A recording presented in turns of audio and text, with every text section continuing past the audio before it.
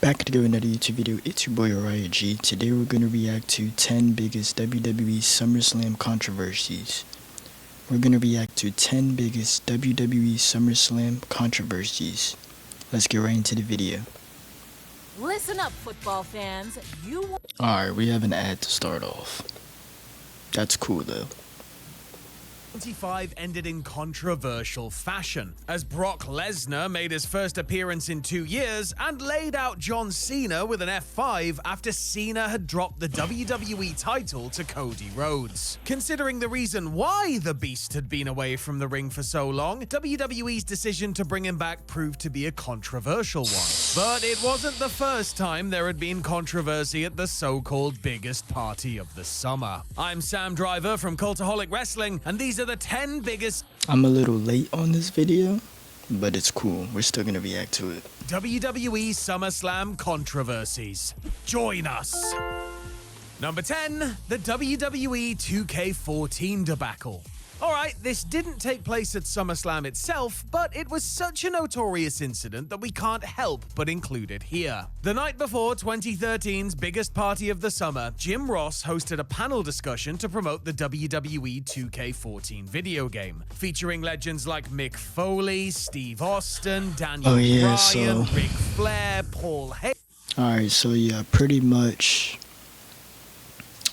you know, it says 2013, but you know, the wrestling game comes out the year before the actual year of the game's year. So if it says, I guess if it says WWE 2K14, it's gonna actually come out in 2013, right? I think that's how it goes. I could be wrong, but usually the game comes out a year before the actual year.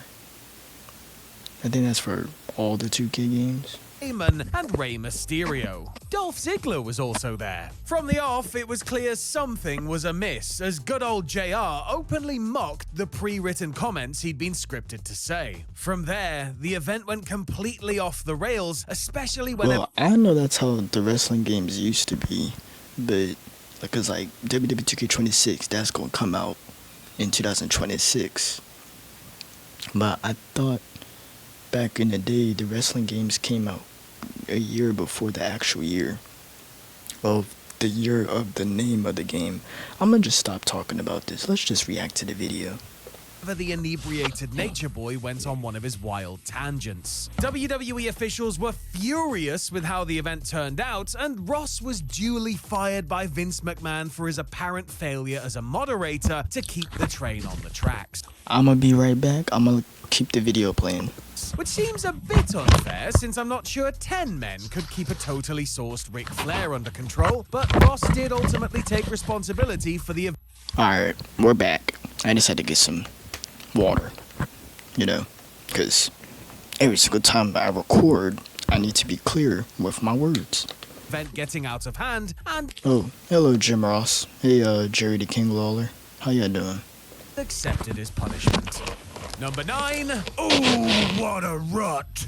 For most of the WWE stars who wrestled at SummerSlam 92, the experience of performing in front of 80,000 fans inside Wembley Stadium was one they would never forget. For Road Warrior Hawk, it was one he couldn't remember. I'm actually back now though. Okay, I'm gonna stop pausing the video. Deep in the throes of drug addiction, Hawk took several Placidil before the Legion of Doom scheduled match with Money Inc., which was set to be the semi-main event. When Vince McMahon saw how messed up Hawk was, however, the match was moved to the opening slot for the American pay-per-view version, as the boss and his star got into a backstage argument. A barely coherent Hawk, clearly out of his mind and very sluggish, then went out and wrestled what would turn out to be his last WWE match for more than 4 years. Under the influence and upset with his lot in McMahon's company, Hawk opted not to... So this is why Road Warrior Hawk wasn't able to wrestle anymore under the company? Due to what happened at SummerSlam, I'm guessing? Board the flight back to the United States and just quit the promotion. He opted instead to stay in Blighty with John the Berserker Nord, as the duo joined up with the London chapter of the Hells Angels motorcycle gang. Y'all tell me in the comments what had happened. Number 8. Austin doesn't play the game. After Steve Austin won the WWE title for the first time and became the biggest superstar in the business, he did whatever he had to do to protect his spot and his character. If that meant turning down programs or matches with certain stars that he didn't see as being on his level, as he's reported to have done with the likes of Jeff Jarrett, Billy Gunn, and... Wait, he didn't want to work with Jeff Jarrett. Jeff Jarrett, underrated wrestler. He was also in TNA too. Is that Test? No, that's Billy Gunn. I said Test, that's Billy Gunn.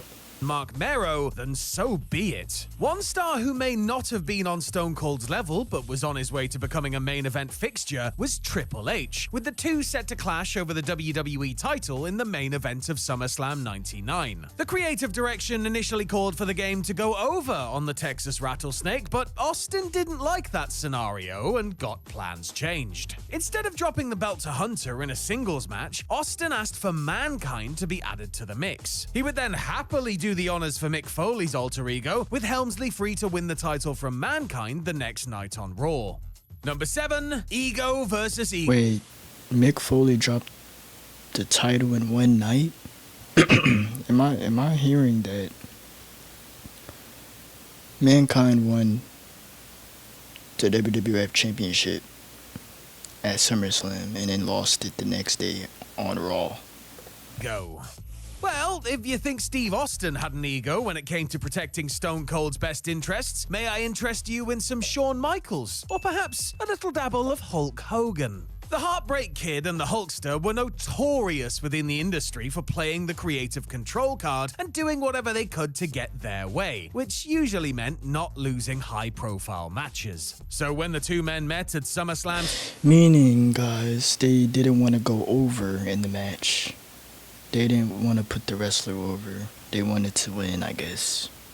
2005, something had to give, brother. Shawn agreed to momentarily turn heel for what he believed was to be a 3-match program, but Hogan preferred the one-and-done approach, with him going over on the night, naturally. Michaels didn't take this change of course well and reverted to the HBK of old, entering a performance full of blatant overselling that many thought was the showstopper's way of mocking the Hulkster. Michaels himself claimed that was just the way he always sold for much bigger opponents when he was a heel, but, I mean, come on. Don't you know lying's a sin, Jesus boy? His real feelings were pretty much confirmed during his promo on Raw the next night, where he sarcastically put over Hogan's cat-like reflexes while taking other shots at the Hall of Famer.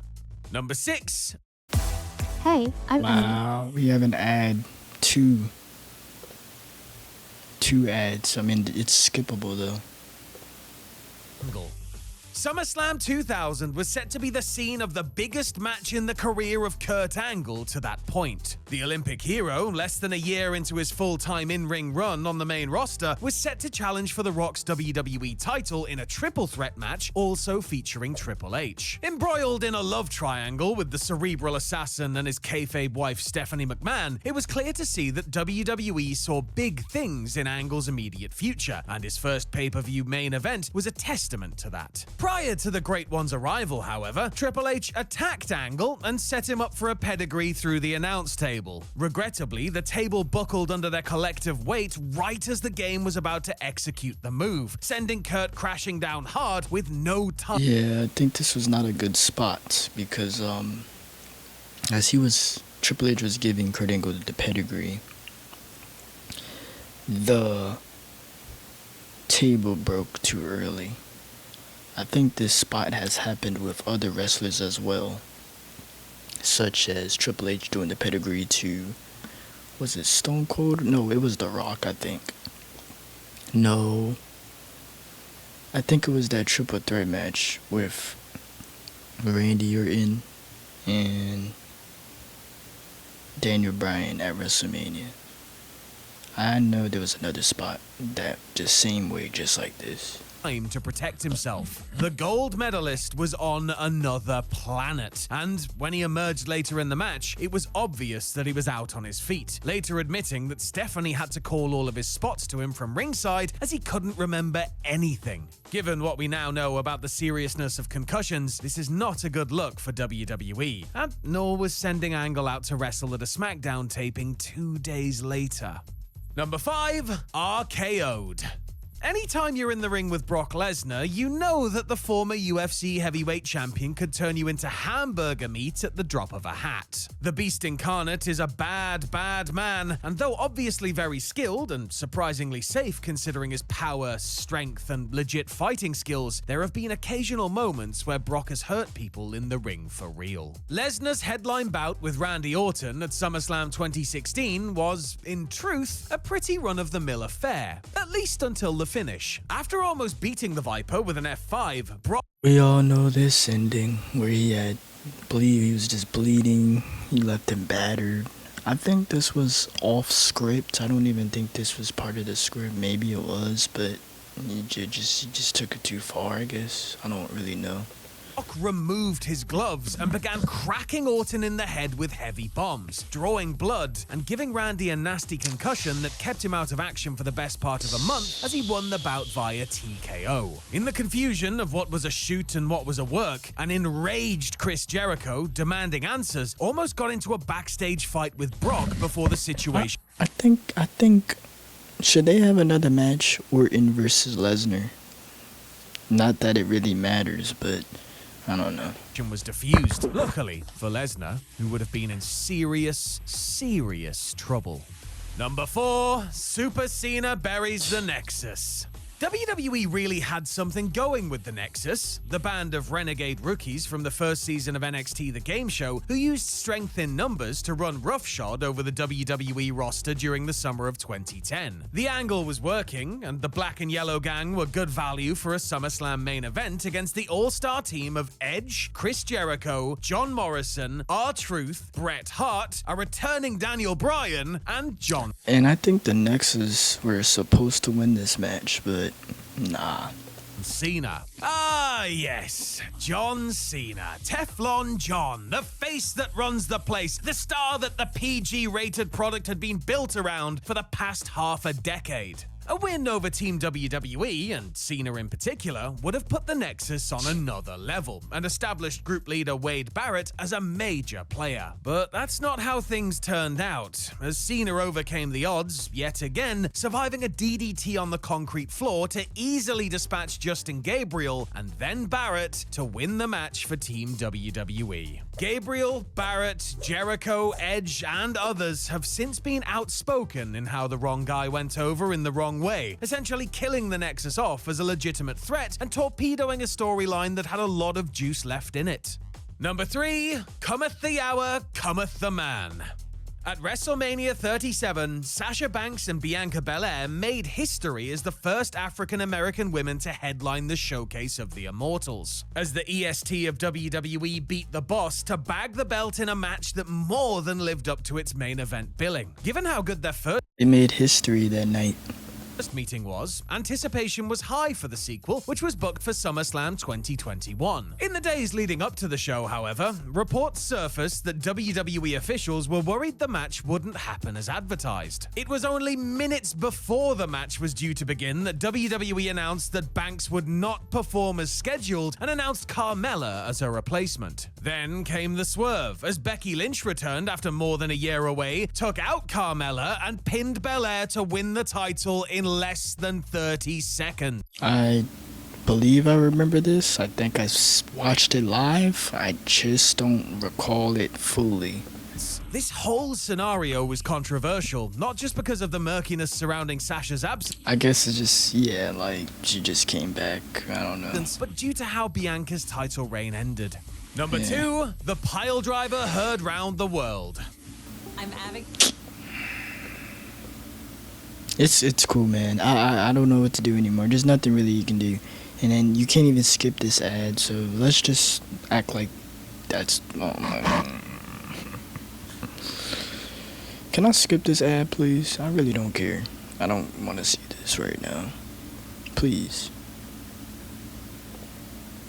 Into SummerSlam 1997, Steve Austin was well on his way to becoming the hottest wrestler on the planet. Stone Cold had been on an upward trajectory since cutting his iconic Austin 316 promo more than a year prior, but it really felt like there was no stopping the Texas Rattlesnake as he prepared to battle Owen Hart for the IC Championship, with the caveat that Austin would have to kiss Owen's backside if he failed to win. The match was going along great, as you'd expect for two superior workers, when something went terribly. Oh, yo, I remember this. Because the power driver thing paralyzed him.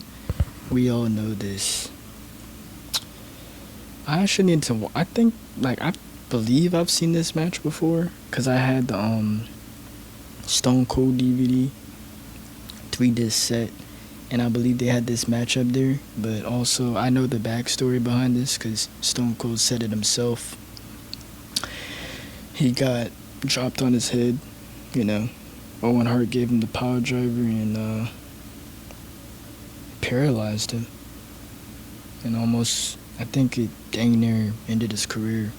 Wrong. Hart spiked Austin with a sit-out tombstone piledriver, causing him to temporarily lose feeling in his lower extremities. After stalling for a time, Austin was able to pin Owen with the weakest roll-up in history, but it was clear that he was in a very bad way. Truthfully, Austin was never the same after. Though he still became the biggest star in the business, he was forced to alter his in-ring style and later underwent major neck surgery, which shortened his career. He also held a grudge against Owen, not just for causing the injury, but for failing to adequately apologize or check up on him afterwards. And number 1, the ultimate negotiation.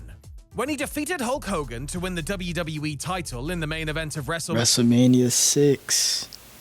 Man, I had this match on VCR. Hogan versus Ultimate Warrior, WrestleMania 6, Skydome Arena in Toronto, Canada, I believe. Edge was there. He watched that match. He was a kid. That's besides that. Let's get to the match. Let's get to the last thing.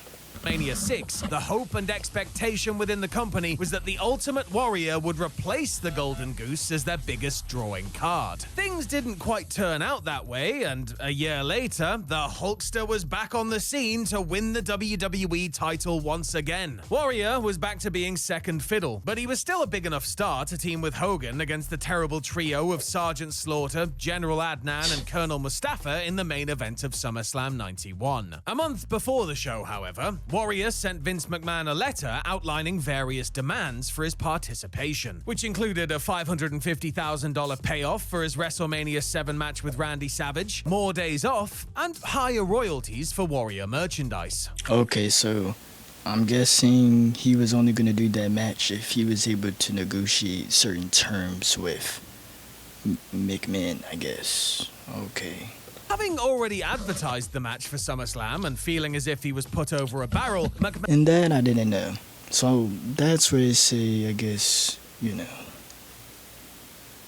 these wrestlers around this time wanted certain things done to get their way. I don't know. Just like when wrestlers didn't want to get put over, they didn't want to lose the match or win. Man acquiesced to his star's demands, and Warrior performed in Madison Square Garden as scheduled. But alright, that was 10 biggest WWE SummerSlam controversies. Tell me what you guys want to see next in the comments down below. I got more videos coming. Stay tuned, and yeah, Uriah out.